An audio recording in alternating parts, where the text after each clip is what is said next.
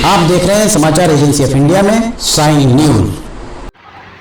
नमस्कार दोस्तों, समाचार एजेंसी ऑफ इंडिया की साइन न्यूज में लिमटे की लालटेन के 641वें एपिसोड में एक बार फिर आपका स्वागत है। आज चर्चा हम कर रहे हैं कोविशील्ड के संबंध में। जो चर्चाएं चल रही हैं, जो एक अफवाह है या हकीकत, उस बारे में हम चर्चा करते हैं। कोविशील्ड के खिलाफ बन रहा है माहौल। कहीं एंटी कोविशील्ड वैक्सीन हेतु उपजाऊ भूमि तो नहीं हो रही है तैयार, इस पर विचार करना होगा। कोविड वैक्सीन लगी है 2021 में, 3 साल बाद 2024 आ गया, 3 साल बाद इसके दुष्प्रभावों की जांच की चिंता न भारत सरकार ने की, ना ही विपक्ष ने। इन 3 सालों में इसकी कोई सुध ली। लिमटी की लालटेन के 641वें एपिसोड में एक बार फिर आपका स्वागत है। कोविड जैसी महामारी का नाम लेते ही रीढ़ की हड्डी में सिहरन पैदा होना स्वाभाविक है। सभी ने इस काल को झेला है। कोविड काल में जिन्होंने अपने परिजनों को खोया है, उनकी पीड़ा तो समझी जा सकती है। पर जो लोग मौत को परास्त करके वापस लौटे हैं, उनके मन में किस तरह का अनुभव हो रहा होगा, ये वे क्या महसूस कर रहे होंगे। और आज जब कोविड की वैक्सीन के दुष्प्रभावों को लेकर सोशल मीडिया रंग चुका है, तब उन लोगों की मानसिक स्थिति क्या हो रही होगी जिन्होंने बहुत ही भरोसे के साथ वैक्सीन के एक नहीं, 1-2 नहीं, 3-3 डोज लगवाए थे। भारत में कुल 175 करोड़ टीके कोविशील्ड के लगे हैं, ऐसी जानकारी सोशल मीडिया पर है। यद्यपि अभी तक आधिकारिक तौर पर इस बात की पुष्टि नहीं हुई है कि कोविड काल में कोविशील्ड वैक्सीन को लगाने के बाद उसके दुष्प्रभाव क्या हैं। पर इस वैक्सीन को बनाने वाली इंग्लैंड की फार्मा कंपनी एस्ट्राजेनेका के द्वारा उसका ये मानना है कि उसके द्वारा निर्मित वैक्सीन के दुष्प्रभाव या साइड इफ़ेक्ट हो सकते हैं। 29 अप्रैल को ब्रिटेन के उच्च न्यायालय में दिए गए दस्तावेजों में एस्ट्राजेनेका नामक कंपनी ने माना कि उसकी वैक्सीन से थ्रोम्बोसाइटोपेनिया सिंड्रोम अर्थात TTS हो सकता है। TTS एक ऐसी बीमारी है जिसके चलते शरीर में न केवल खून के थक्के जम सकते हैं, वरन प्लेटलेट्स की तादाद भी घट सकती है। इस तरीके की स्थिति में ब्रेन हेमरेज, दिमाग पर कुछ हो सकता है, या हार्ट अटैक की संभावनाएं बढ़ जाती हैं।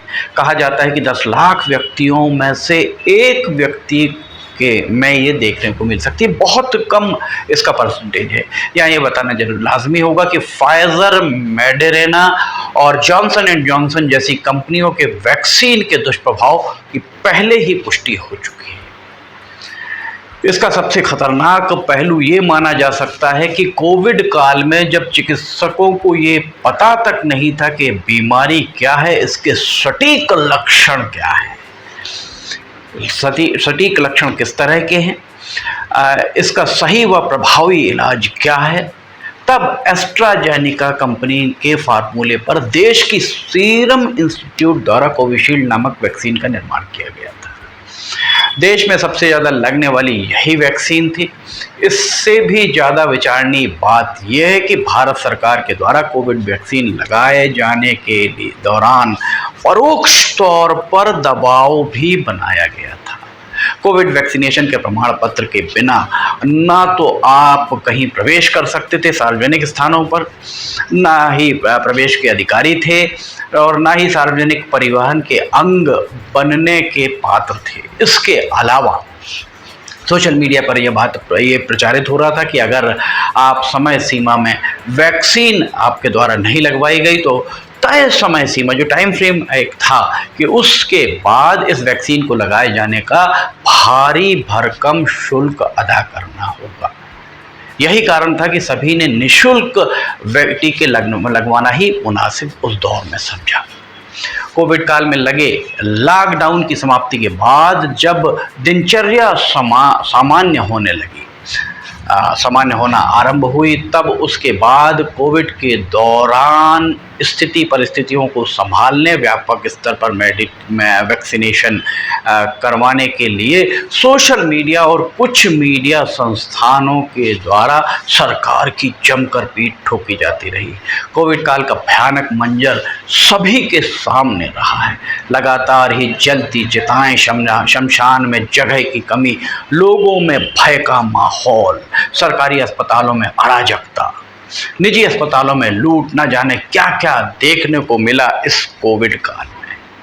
इस दौरान या इस दौर में ये कहा जाए तो उचित होगा, सत्ता में बैठे लोगों ने जमकर मनमानी की। जिलों में प्रशासनिक मुखियाओं, जितने मुखिया प्रशासनिक मुखिया थे, और स्वास्थ्य विभाग के आला अफसरानों के द्वारा की गई मुगलई किसी से छिपी नहीं है। इस दौरान कोविड काल के बाद हृदयाघात से जितनी मौतें हुई हैं, उन्हें सामान्य तौर पर दिल का दौरा पड़ने से हुई मौत की संज्ञा दे दी गई। यहाँ तक कि कोविड काल में अस्पताल में हुई मौतों में अधिकांश में हृदय गति से रुकने से हुई मौत ही निरूपित किया गया। इंग्लैंड के एक प्रतिष्ठित अखबार द टेलीग्राफ की एक अन्य खबर के अनुसार एस्ट्राजेनेका के द्वारा बनाई गई कोविड वैक्सीन के बाजार में आने के कुछ समय बाद ही वहां के ब्रिटेन के वैज्ञानिकों ने इसके खतरे को पूरी तरह न केवल भांपा, वरन वैक्सीन के स्थान पर, इस वाली वैक्सीन के स्थान पर दूसरी वैक्सीन लगाए जाने की तगड़ी अनुशंसा कर दी गई। इसका नतीजा यह हो गया, कोविशील्ड का उपयोग ब्रिटेन में बहुत ही कम हुआ, जहां से ये वैक्सीन बनाई गई थी। ब्रिटेन में मुआवजे के लिए प्रकरण यहाँ के न्यायालय में विचाराधीन है।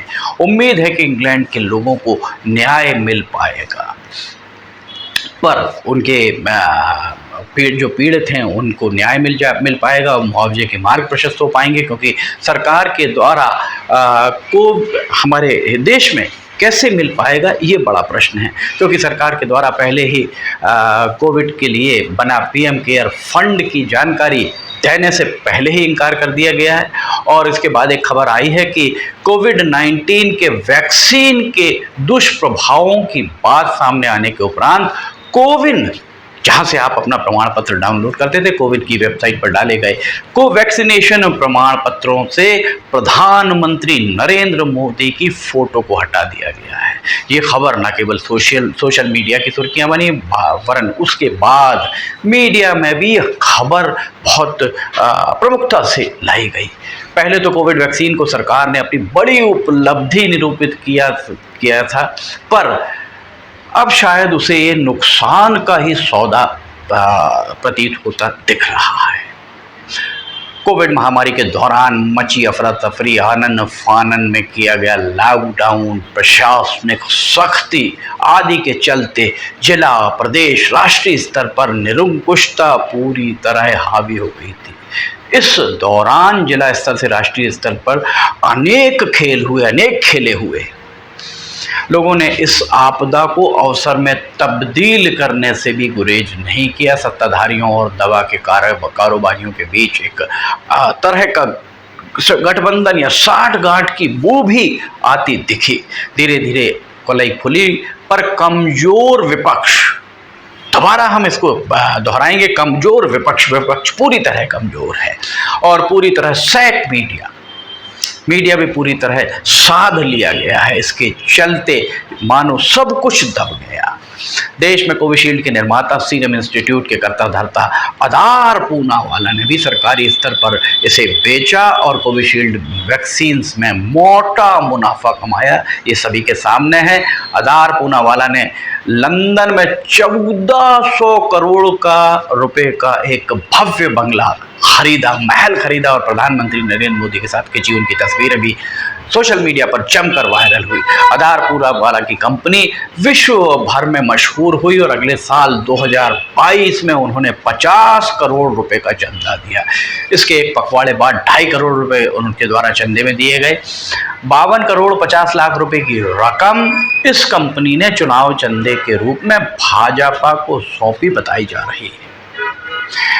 एक जानकारी के अनुसार 1 अगस्त की 1 तारीख को 2022 में 40 करोड़ रुपए, 2 अगस्त को 10 करोड़ रुपए और 17 अगस्त को 2.5 करोड़ रुपए, इस तरह सीरम कंपनी के द्वारा अगस्त 2022 में प्रूडेंट ट्रस्ट को 52 करोड़ 50 लाख रुपए दिए। प्रूडेंट के द्वारा 18 अगस्त, अगले ही दिन 18 अगस्त को ये पैसा भारतीय जनता पार्टी के खाते में डाल दिया है।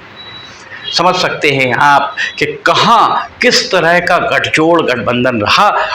और अभी हम आगे इस बारे में चर्चा करेंगे, विपक्ष कैसा रहा। कोविड काल में लगाई जाने वाली वैक्सीन को मोबाइल नंबर से भी अटैच किया गया, संबद्ध किया गया, ताकि ये प्रमाण पत्र लोग अपने मोबाइल में लेकर घूम सकें। सड़क मार्ग, हवाई मार्ग, रेल मार्ग में से आप अगर सफ़र करते उस दौरान, तो आपको सार्वजनिक परिवहन में प्रवेश तभी मिल पाता जब आप वैक्सीनेटेड होने का प्रमाण पत्र या तो उसका प्रिंट आउट कागज़ पर लेकर दिखाते या फिर मोबाइल पर। इस तरह सरकार ने हर नागरिक को इसके लिए परोक्ष तौर पर बाध्य किया कि वो वैक्सीन लगवाए। कोविड काल में या उसके बाद जिस तरह से लोगों ने दम तोड़ा, उसके बाद ये बात सभी के सामने है कि किस तरीके की वहाँ पर स्थितियाँ बनी थी कोविड काल में। बावजूद इसके विपक्ष सिर्फ रस्म अदायगी के लिए चीत्कार करता रहा। इसका लाभ सत्ताधारियों ने जमकर उठाया और इस अनजान बीमारी की रोकथाम के लिए निःशुल्क टीका लगवाने का यह उपक्रम किया और लाखों मौतों के तांडव के बाद भी इसका श्रेय बखूबी ले लिया। सोशल मीडिया पर चर्चा चल पड़ी कि कोविशील्ड नामक वैक्सीन के दुष्प्रभावों की बात सामने आते ही अब एंटी कोविशील्ड, देखिए अब खेल नया चालू होगा। हो सकता है ना भी हो। एंटी कोविशील्ड नाम की एक वैक्सीन बाजार में कहीं ना आ जाए कि कोविशील्ड से आपको जो दुष्प्रभाव हुए उसके लिए अब आप एंटी कोविशील्ड लगाएं और सार्वजनिक परिवहन में आप जब भी जाएंगे तो उसकी कम से कम 1, 2, 3, 4 कुछ डोज लेने अनिवार्य कर दिए जाएं। ये बात भले ही मजाक में चल रही हो, पर इसमें गंभीरता का पुट भी कहीं ना कहीं दिखाई पड़ता है। देश में विपक्ष नाम मात्र के लिए ही रह गया। एक समय था जब सरकार के खिलाफ विपक्ष सड़कों पर उतरता था तो सरकारें हिल जाया करती थी। 2-3 दशकों से अगर आप देखें तो बाहुबली, धनाढ्य लोग, जराइम पेशा लोग, व्यापारी, गुंडे, बदमाश, इन सारे लोगों ने राजनीतिक अपने अपने धंधे को, अपने अपने व्यवसाय को बचाने के लिए राजनीति की ओर जब से रुख किया है, तब से विपक्ष की आवाज़ गले से बाहर आती नहीं दिखती है। वरना 2021 में लगाई गई कोविड वैक्सीन के संबंध में विपक्ष ने अब तक सरकार को इसलिए क्यों नहीं हिला दिया कि उस समय आनन फानन वैक्सीन तो लगवा दी गई थी, पर इसके दूरगामी अथवा नज़दीकी दुष्प्रभावों की जांच लगवाने की बात क्यों नहीं कराई गई। देश में उन्नत तकनीक की प्रयोगशालाएं हैं, वैज्ञानिकों की फौज है, फिर क्या कारण है कि ब्रिटेन में इस मामले को अदालत में ले जाने के बाद भारत में कोविशील्ड नाम की वैक्सीन को लेकर सियासी दल, विशेषकर विपक्ष की चेतना वापस लौटी है, चेतना जागी है। 2021 के बाद संसद सत्र आहूत होते रहे, पर विपक्ष के द्वारा इस बात को या इस तरह की संवेदनशील मसले जो कि देश की 1.25 करोड़ से ज़्यादा जनता के स्वास्थ्य से सीधा जुड़ा हुआ है ये मामला, इस बारे में एक बार भी सक्षम मंच लोकसभा या राज्यसभा में आवाज़ बुलंद करना मुनासिब नहीं समझा। विपक्ष चाहता है तो इस बारे में आवाज़ बुलंद करके इसकी जांच समय सीमा में कराया जा सकता था। इस वैक्सीन की जांच, इसके दुष्प्रभाव की जांच समय सीमा में पूरी कराई जानी चाहिए थी। सदन के माध्यम से जो जांच प्रतिवेदन आता उसे जनता के सामने रखा जाता, जनता के समक्ष रखा जाता कि आखिर क्या इसके दुष्प्रभाव क्या हैं। विदेश में जब ये हो रहा है तब हमारा विपक्ष जाग कर चीत्कार कर रहा है। हास्यास्पद इसे माना जा सकता है। सारे कुएं में ही अगर भांग घुली हो तब क्या किया जा सकता है। समाचार एजेंसी ऑफ इंडिया की साई न्यूज़ में लिमटी की लालटेन के 641वें एपिसोड में फिलहाल इतना ही।